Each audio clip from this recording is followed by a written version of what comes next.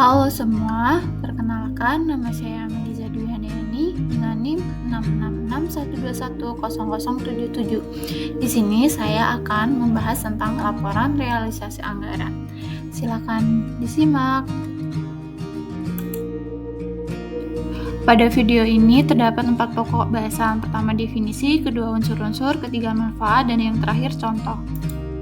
Definisi laporan realisasi anggaran adalah laporan yang menyajikan informasi realisasi pendapatan, belanja, transfer, surplus atau defisit, pembiayaan, dan sisa lebih atau kurang pembiayaan anggaran yang masing-masing diperbandingkan dengan anggarannya dalam satu periode. Selanjutnya terdapat unsur-unsur LRA. Yang pertama, pendapatan merupakan penerimaan dari bendahara umum daerah atau negara. Yang kedua adalah belanja, yaitu mencakup keseluruhan pengeluaran dari bendahara umum daerah atau negara.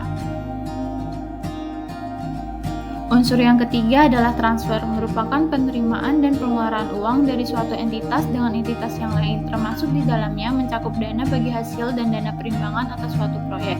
Yang keempat adalah pembiayaan, adalah setiap jenis transaksi, pengeluaran atau penerimaan yang tidak akan mempengaruhi kekayaan suatu entitas. Pokok bahasan selanjutnya adalah manfaat LRA. Yang pertama, menyajikan informasi mengenai alokasi sumber dan pemakaian sumber daya ekonomi. Kedua, memprediksi sumber daya ekonomi untuk pendanaan kegiatan pemerintah pusat dan daerah dalam periode berikutnya. Ketiga, melakukan evaluasi oleh pihak pengguna laporan terhadap putusan yang akan dibuat. Yang keempat adalah memberikan rincian terhadap catatan kondisi keuangan secara menyeluruh. Yang kelima adalah membandingkan pendapatan dari pemakaian anggaran apakah sudah sesuai dengan peraturan UU atau belum. Laporan ini bermanfaat untuk mengambil keputusan soal alokasi sumber daya ekonomi lengkap dengan akuntabilitasnya pada periode mendatang. Selanjutnya akan dibahas contoh laporan realisasi anggaran. Contoh dari laporan realisasi anggaran. Nah, di sini kita akan bahas contohnya. Untuk unsur yang pertama itu terdapat kop surat atau kop laporan. Di sini yang pertama itu terdapat pemerintahan di mana laporan itu dibuat, yaitu kalau dicontoh seperti contoh ini adalah pemerintah Kota Tangerang. Kemudian terdapat nama dari laporan tersebut. Di sini adalah laporan realisasi anggaran pendapatan dan belanja daerah. Selanjutnya yang paling bawah ini adalah periode laporan. Di sini tertulis untuk tahun yang berakhir sampai dengan 31 Desember 2020 dan 2019.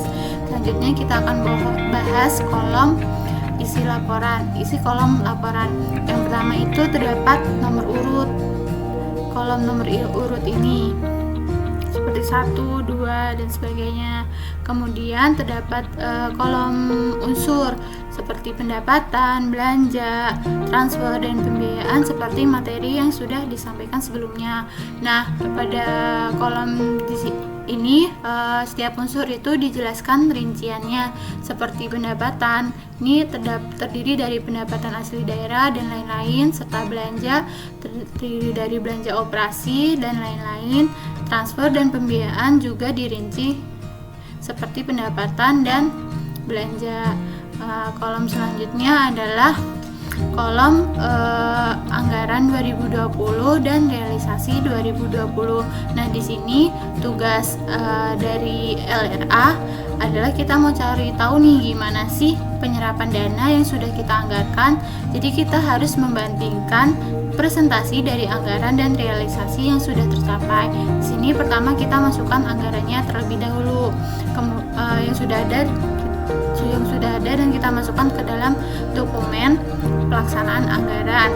Lalu kita masukkan realisasi atau kegiatan yang sudah dilaksanakan pada tahun tersebut dan kita lihat berapa sih persentase penyerapannya.